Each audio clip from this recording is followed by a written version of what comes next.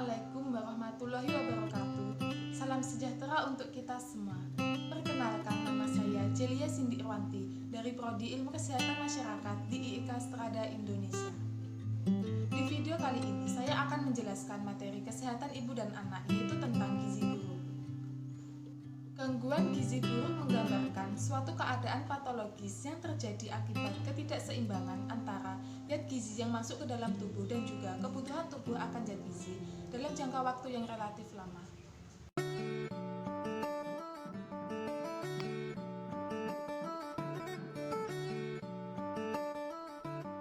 Jadi, gizi buruk merupakan salah satu klasifikasi status gizi di mana mengalami kurang gizi yang diketahui berdasarkan pengukuran antropometri seperti pertambahan berat badan, tinggi badan atau panjang badan, lingkar kepala, lingkar lengan, dan yang lainnya. Menurut WHO, sebanyak 54% penyebab kematian bayi dan balita disebabkan karena keadaan gizi buruk pada anak. Anak yang mengalami gizi buruk memiliki risiko meninggal 13 kali lebih besar dibandingkan anak yang normal.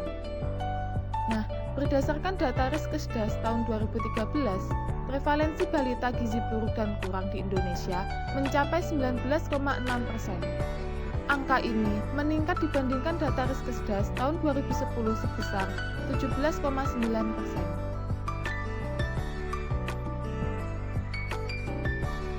Secara umum, masalah gizi ini disebabkan oleh banyak faktor.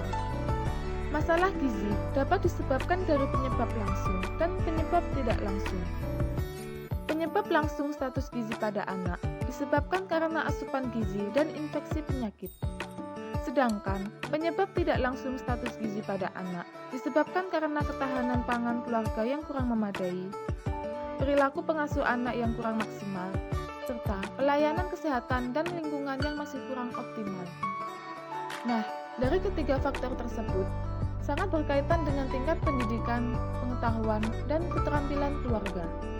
Jadi, semakin tinggi tingkat pendidikan, pengetahuan, keterampilan, semakin baik tingkat ketahanan pangan keluarga, semakin baik pola pengasuh, maka akan semakin banyak keluarga yang memanfaatkan pelayanan kesehatan.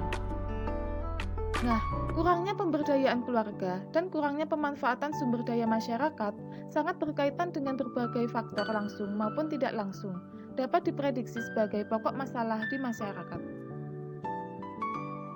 Nah, dalam fenomena gizi buruk ini terdapat 3 klasifikasi.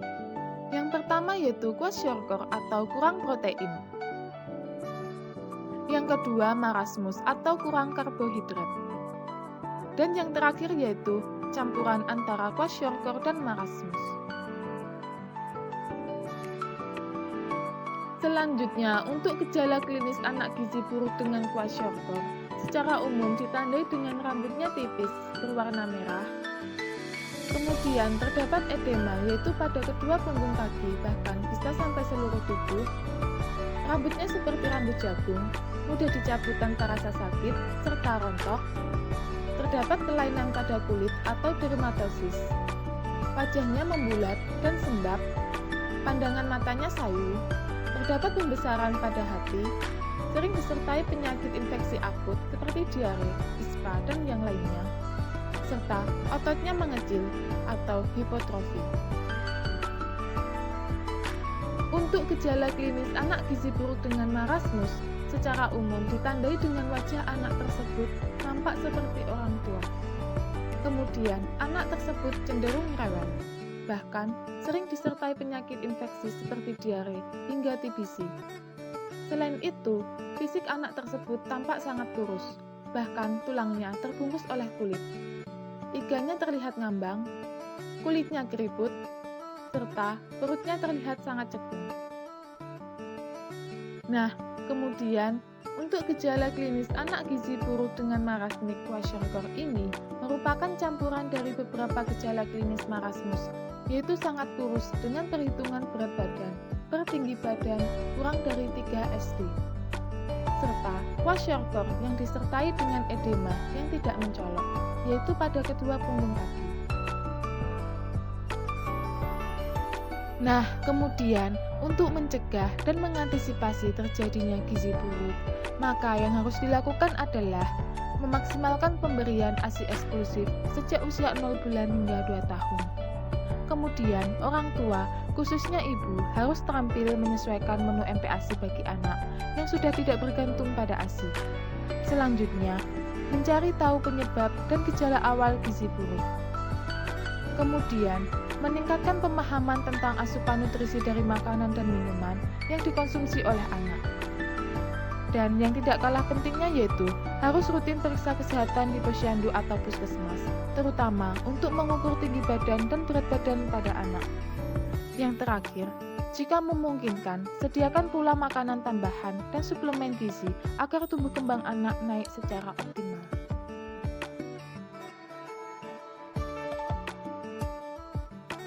Jadi, ASI eksklusif sangat penting sebagai kebutuhan gizi bayi ketika umur 0 hingga 6 bulan. Karena ketika umur tersebut, ASI memberikan gizi yang dibutuhkan oleh bayi selama 6 bulan.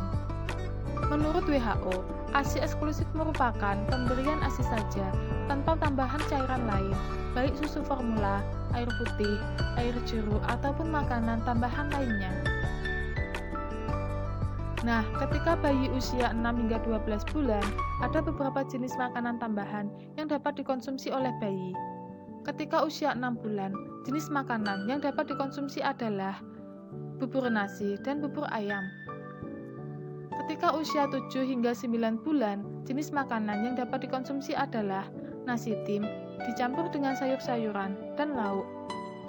Nah, ketika usia 9 hingga 12 bulan, jenis makanan yang dapat dikonsumsi adalah nasi tim dan buah-buahan. Kemudian, ketika sudah menginjak usia 12 hingga 24 bulan, konsumsi makanan yang diberikan oleh bayi ini setara dengan makanan orang dewasa. Ketika usia 12 bulan, jenis makanannya adalah nasi lembek, sayur, lauk, dan buah-buahan. Kemudian, ketika usia 12 hingga 24 bulan, jenis makanannya adalah sama seperti makanan orang dewasa.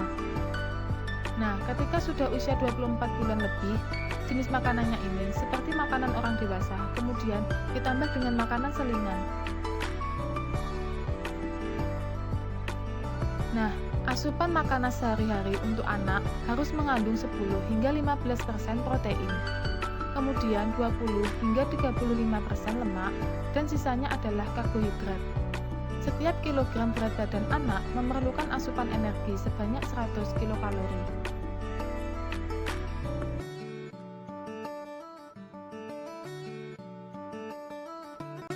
Demikian materi yang dapat saya sampaikan. Jika ada salah kata, mohon maaf yang sebesar-besarnya, dan semoga materi ini bisa bermanfaat untuk kita semua. Wassalamualaikum warahmatullahi wabarakatuh.